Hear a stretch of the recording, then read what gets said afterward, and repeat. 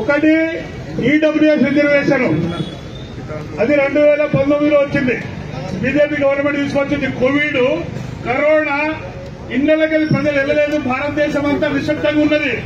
కానీ బీజేపీ 2019లో ఏ కోమట అయినా, ఏ రెడ్డి అయినా, ఏ కమ్మ అయినా, ఏ బ్రాహ్మణ అయినా, ఏ మార్వాడి మాకు రిజర్వేషన్లు కావాలి 10% అని ఎవడు ధర్నా చేయలేదు, ఆందోళన చేయలేదు. అయినా బీజేపీ సర్కార్ 2019లో అగ్రవర్ణాల కోసము ఈడబ్ల్యూఎస్ రిజర్వేషన్ తీసుకొచ్చింది. ఒక ముచ్చట. రెండో ముచ్చట 2023లో మహిళా బిల్లు 33% మహిళా బిల్లు పాస్ అయింది. రాజ్యాంగ సవరణ జరిగిపోయింది. బిల్ చట్టం అయిపోయింది. అది రేపు 2029 నుంచి అమలు చేస్తారంట.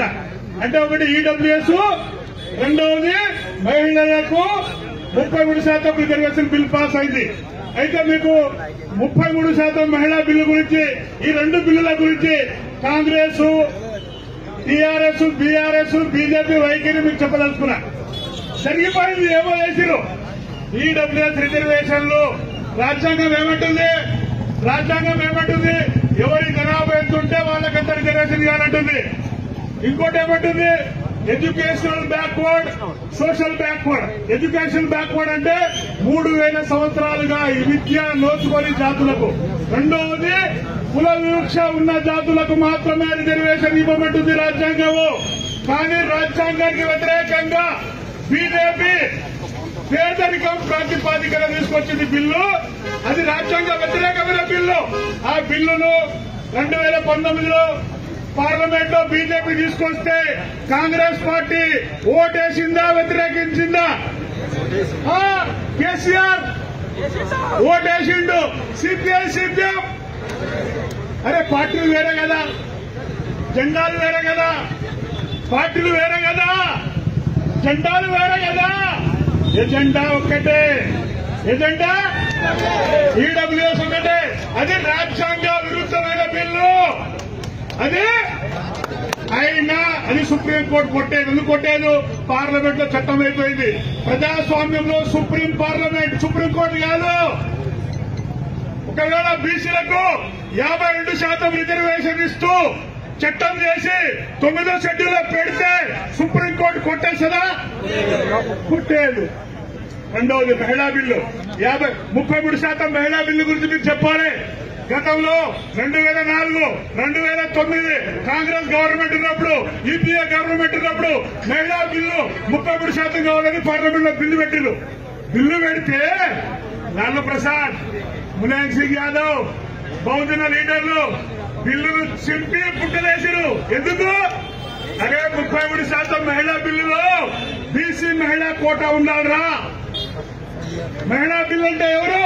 దొరల పిల్లలు, బాబుల పిల్లలు, వాళ్ళ కోడళ్ళు, వాళ్ళ అక్కలు, వాళ్ళ చెల్లెలే వస్తారు.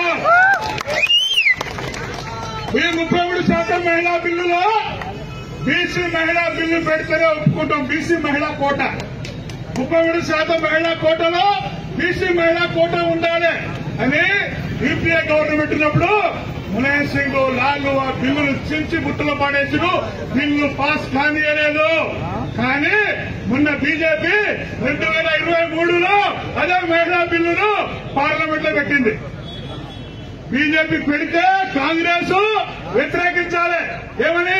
అరే దీనిలో బీసీ మహిళల కోటా కదా విలువ. వ్యతిరేకించిందా? పార్లమెంట్ లో ఓటేసింది. రాజ్యసభలో 100 మంది ఎంపీలు కాంగ్రెసే ఓటేశారు. అంటే కాంగ్రెస్ బీజేపీ వేరేనా? అరే పార్లమెంట్ లో ఒకటి, బయట వేరే. అరే కమలం పువ్వు, చెయ్యి పువ్వు, కానీ ఎజెండా ఒక్కటే. ఇదిగో ఈ దేశానికి ప్రధానమంత్రి బీసీ. ఎవరు? బీసీ. అరే రాష్ట్రపతి ఎవరు? ఎస్టీ. బీజేపీ. కాంగ్రెస్ పార్టీ జాతీయ అధ్యక్షుడు ఖార్గే ఎస్సీ. ఈ రాష్ట్రానికి ఇప్పుడు PCC president Mahesh Kumar Goud BC. బీసీలో కులాల లెక్కలు లేవు. ఈ దేశంలో కుక్కల లెక్కలున్నాయి. మంచి కుక్కల, పిచ్చి కుక్కల. ఈ దేశంలో జంతువుల లెక్కలున్నాయి. కానీ బీసీల లెక్కలు లేవు. లెక్కలు లేకుండా హక్కులు ఇవ్వడానికి చట్టం రాదు. ఈ దేశంలో గతంలో బీఆర్ఎస్ పార్టీ సమగ్ర కుటుంబ సర్వే చేసింది, కులాల జనగణన చేసింది, బహిర్గతం చేసిందా? ఇప్పుడు రేవంత్ రెడ్డి సంవత్సరమైంది కులాల లెక్కలు తీసిండు. అరే శాఖలో ఎంతమంది, మంగళూరు ఎంతమంది, గౌండ్లు ఎంతమంది, ముదిరాజులు ఎంతమంది, పద్మశాలీలు ఎంతమంది, లమ్ముడోళ్ళు ఎంతమంది, ఎరుకులు ఎంతమంది, మానవాళిలో ఎంతమంది, కులాల జనసమితి సేకరణ చేసిన ధరల బహిర్గతం చేసిండు సంవత్సరం నుంచి. ఎందుకు చేయలేదు? అరే అల్లా బహిర్గతం చేస్తే గౌడు 20 లక్షలు, ముద్రాజ్ 20 లక్షలు, యాదవులు 20 లక్షలు, పద్మశాలీలు 20 లక్షలు, మిగతా కులాలు 10 లక్షలు, 5 లక్షలు, రెడ్లు 5 లక్షలు. రెడ్లు ఇచ్చే దగ్గర తెలంగాణ జనాభా ఎంత? 5 కోట్ల మంది. బీసీల జనాభా ఎంత? 2.5 కోట్ల మంది. రెడ్డిల జనాభా ఎంత? 5 లక్షలు. 5 లక్షలు ఇచ్చే దగ్గర 2.5 కోట్ల మంది అడుగుల దగ్గర. కులాల జనాభా లెక్కలు బయటికి వస్తే, కులాల జనాభా లెక్కలు బయటికి వస్తే రెడ్డ రాజ్యం ఈ రాష్ట్రంలో కూలిపోతుంది. చివరికి ఒక మాట, దేశంలో కాంగ్రెస్ బీజేపీ పార్టీలు ఉన్నాయి కదా, దీనికి పట్టదారులు ఓనర్లు ఎవరు? బ్రాహ్మణులు. కాంగ్రెస్ కు వ్యవస్థాపకులు బ్రాహ్మణులే, కాంగ్రెస్ కు జాతీయ పార్టీకి వ్యవస్థాపకులు బ్రాహ్మణులే, ఇప్పుడు నడిపేది రాహుల్ గాంధీ బ్రాహ్మణుడే, బీజేపీకి వ్యవస్థాపకులు వాజ్పేయి అని బ్రాహ్మణులే, ఇప్పుడు నడిపేది మోహన్ భగవత్ బ్రాహ్మణుడే. మోడీ ఇక బాహుబలి సినిమా చూసినా ప్రభాస్ హీరో మాత్రమే, వెనుక దర్శకుడు రాజమౌళి. బీజేపీలో హీరో మోడీ, అమిత్ షా, వెనుక దర్శకుడు ఆర్ఎస్ఎస్ చీఫ్ మోహన్ భగవత్ బ్రాహ్మణుడు. అందుకొరకే ఈ దేశంలో కాంగ్రెస్ లో రెడ్లు కిరాయిదారులు, పట్టదారులు బ్రాహ్మణులు, బీజేపీకి పట్టదారులు బ్రాహ్మణులు, రెడ్లు మునురు కాపులు, కిరాయిదారులు, ఎస్సీ ఎస్టీ బీసీలు, కూలీలు. ఈ దేశంలో 150 కోట్ల మంది ఉంటే 80 కోట్ల మంది బీసీలు. 80 కోట్ల మందికి బీసీలకు రాజకీయ పార్టీలు ఉన్నాయా? జాతీయ పార్టీలు? అరే బ్రాహ్మణులు 3 కోట్ల మంది, బ్రాహ్మణులు 3%. 4 జాతీయ పార్టీలు ఇచ్చే దగ్గర బ్రాహ్మణులు, అడుకునే దగ్గర 80 కోట్ల మంది బీసీలు. ఇది మార్పు చెందాలి, ఇది మార్పు చెందాలి. అందువరకే బీసీలకు సిద్ధాంత గురువులు ఉన్నారు. పూలే, సాహు, పెరియార్. పూలే, సాహు, పెరియార్ వీళ్ల అడుగుజాడలో బీసీలు కులాల జనగణన చేయాల్సిందే. ఈ దేశానికి మళ్లీ సామ్రాట్ అశోకుడు రాజ్యం రావాల్సిందే.